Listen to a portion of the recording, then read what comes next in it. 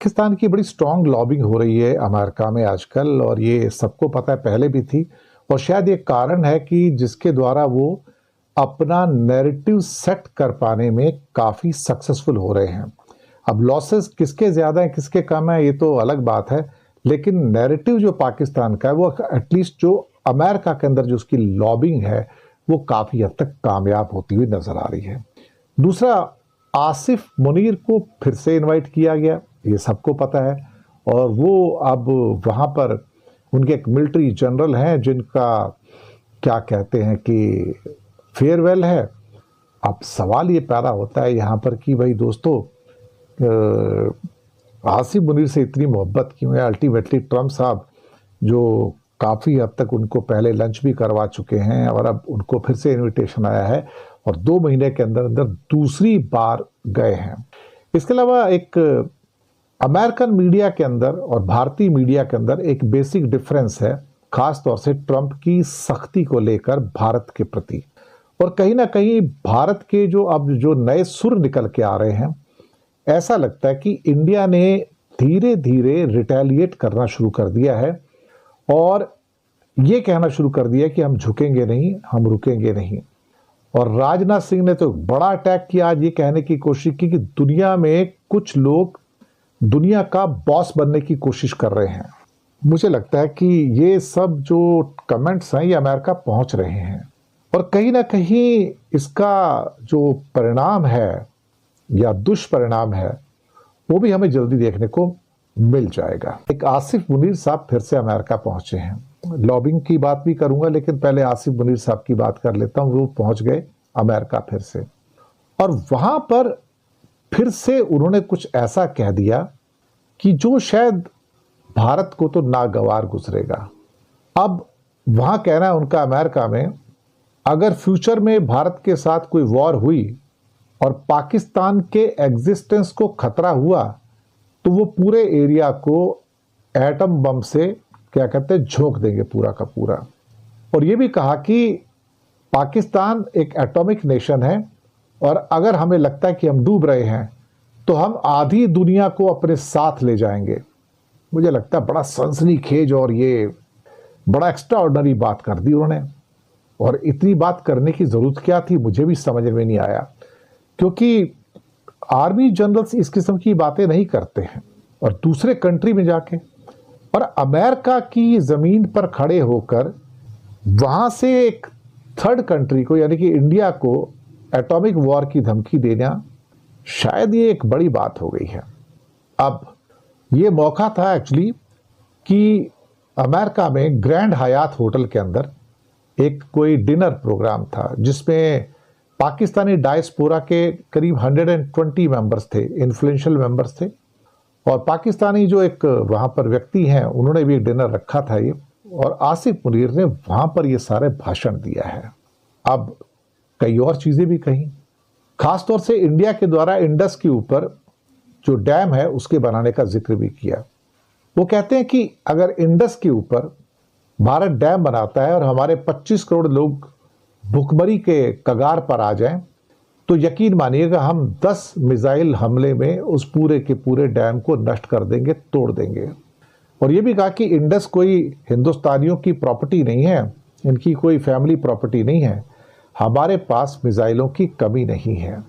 ये बड़ा provocative statements निकल के आए हैं। एक मिलिट्री लीडर इस किस्म के दूसरे मुल्क में जाके स्टेटमेंट दे, बड़ा अजीब सा लगता है। इवन पॉलिटिशियंस भी इस लेवल के स्टेटमेंट कभी नहीं देते हैं, वो भी काफ़ी केयरफुल रहते हैं। आप पर्सनल मीटिंग में आप जो भी करो, जो भी कहो, वो अलग बातें हैं, लेकिन पब्लिक फोरम के अंदर आप जाके भाषण देते हैं तो फिर आप थोड़ा अजीब लगता है। तो आसिफ मुनीर जो हैं वो दरअसल अमेरिका गए हुए हैं। वहाँ के माइकल कुरिला जो हैं, जो सेंट्रल कमांड के उनके जो चीफ हैं, वो रिटायर हो रहे हैं, तो उसका फेयरवेल, चलिए ठीक है, अब जो भी है। लेकिन कुछ ना कुछ तो वो कहते हैं कि उनका कहना था कि पाकिस्तान को भी एक बैलेंस बनाने का ज़रूरत पड़ गई है ताकि दुश्मन के सामने हम लोग मजबूती से उठकर खड़े हो सकें। चलिए, बड़ी बड़ी बातें निकल के आ रही हैं साहब, क्या कहा जाए अल्टीमेटली।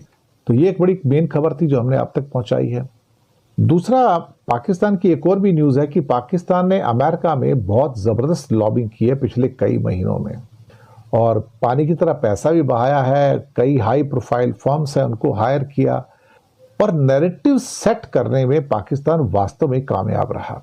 अब कई जो डॉक्यूमेंट्स निकल के आए हैं, तो कम से कम 7 लॉबिंग फर्म्स को उनका एग्रीमेंट था।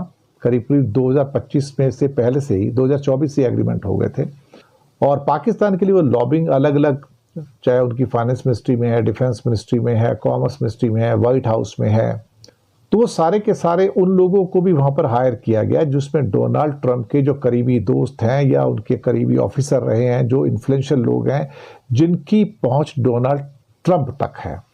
तो millions and millions of dollars per month उन्होंने खर्च किए उसके ऊपर, और उनसे कहा गया कि भाई आप जाइए और उनसे मिलिए और कहीं ना कहीं पाकिस्तान के लिए एक नैरेटिव सेट कीजिए।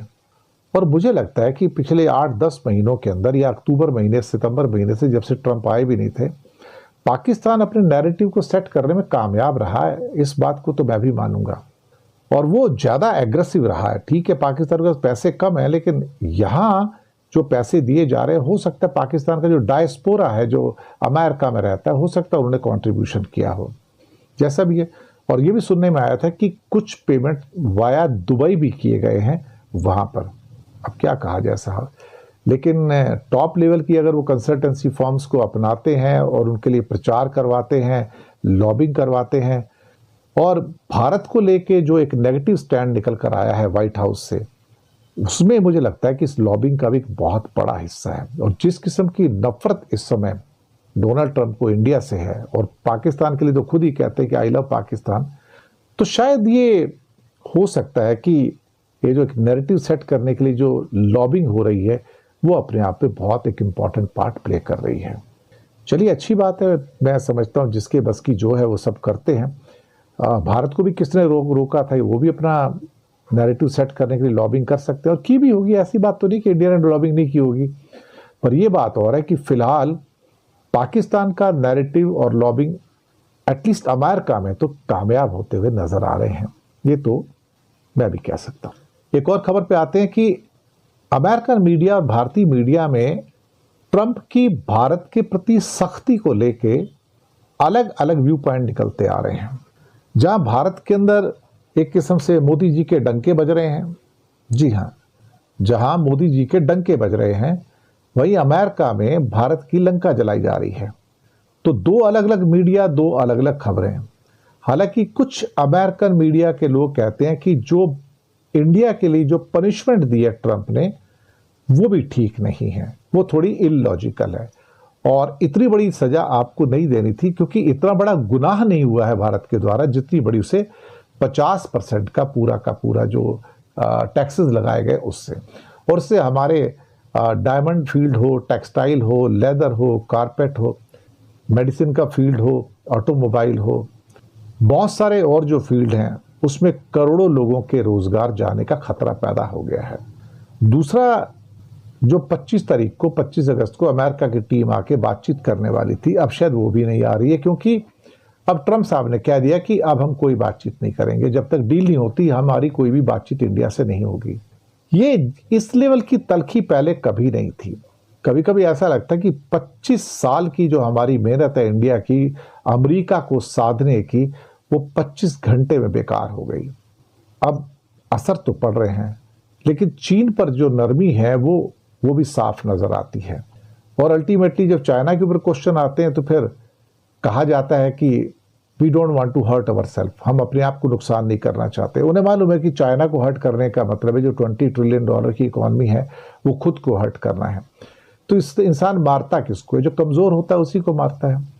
अब वॉल स्ट्रीट जर्नल का कहना है कि ट्रंप ने इंडिया को चेतावनी दी कि भाई तुम इतने सारा तेल खरीद रहे हो, लेकिन इंडिया से ज्यादा तेल तो चाइना खरीद रहा है, तो उसको क्यों स्पेयर किया जा रहा है? फिर इंडिया को तो पनिश किया जा रहा है, तो भाई फिर चाइना को क्यों स्पेयर किया जा रहा है?